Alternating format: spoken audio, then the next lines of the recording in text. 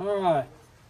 Today we've got an assortment of Lionel NW2 switchers, and we're kind of going to show you a little bit of the history of them and the differences, the changes they made in production as they went. Now I've got 5 examples here, and they range. This is a 623. So Kevin, is that the oldest?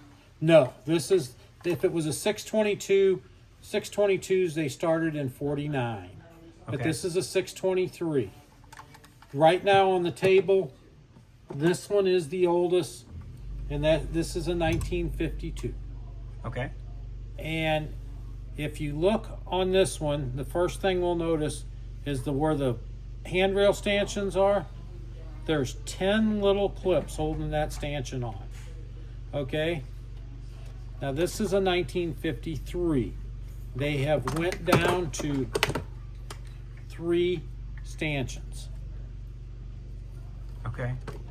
But So is that the big difference between those two? that's one of the big differences. Okay. Technically, running gear wise, they're the same. They both have coil couplers. They do not have a magnetic style coupler. Okay. They release electrically off this little shoe right here. Is how the couplers open and close. It's where they pick up their power. All right. But now, this one here, this is, like I said, this is the oldest one we have on the table. It has headlight lenses. It has marker lights. This one's a little rough. We haven't been into it at all. It has coil wound couplers. There's no horn. This is magnetraction. And you can see this one's missing its E unit.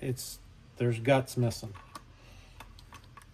And we haven't done anything with this one yet. So fixing that one, you just need to get a new E unit.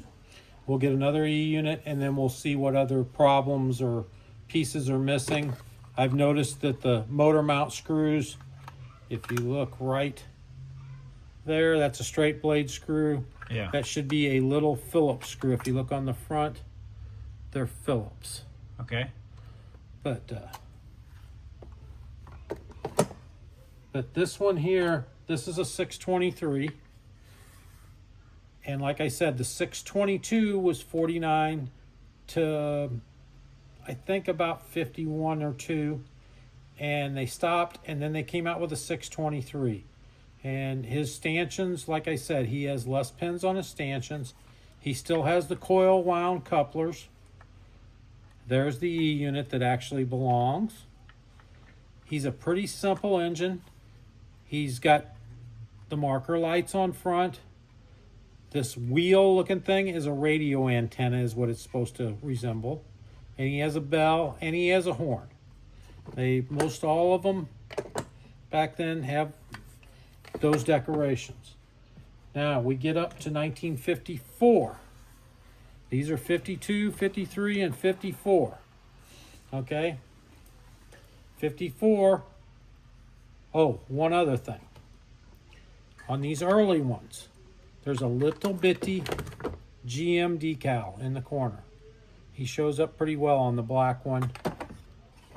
On the blue one, that decal's about gone. He's on this side. You can see. By 54, they got rid of that decal. It is not on there. Now, this one has the same. We got to put a coupler on him. That'll be another time. But that's what that wire is loose. But he's got his E unit in him. But he has the radio antenna, the bell, the horn, operating headlight, and coil couplers. Now, we jump up to 1956. Oh, the other thing, I forgot. The bodies are held on. There's a quarter turn twist screw on each end. Holds the body on. Now, when you get to 56, they have changed the design. They've gotten rid of the radio antenna. This does not have one. That hole is plugged off. There are no marker lights. If you notice, there's no headlight lens. It still has the horn and the bell. Its body is held on with one screw in the front, and then it slips over a tab in the back. Now, they changed the design of the motor. They changed the mounting of the E unit. They went to magnetic couplers, not coil wound couplers. And these have a horn inside of them. The early ones did not have a horn. This is 1956. Now, the other one I have, it's made in 61 or 62. It's a 616. Now, everybody thinks the bell's missing. This did not have a bell. It had a slot for an E unit lever and a slot for a bell. There's 3 versions of this. This is the early version with both slots. The second version, they fill in the E unit slot. There's still a bell slot. And the third version, there's no slots at all. But now, he has a headlight again. And he has a horn. But he has non-operating couplers. Those couplers do not open. And he's got if you look at the bottoms of this, they are pretty much the same on running gear wise. But you can see they really cut down on the production. They cut out a lot of the trim. There's no horn on this either, and there's not supposed to be. All these other ones have a horn. He doesn't have one, and he has the hole for it, but he's not supposed to have it.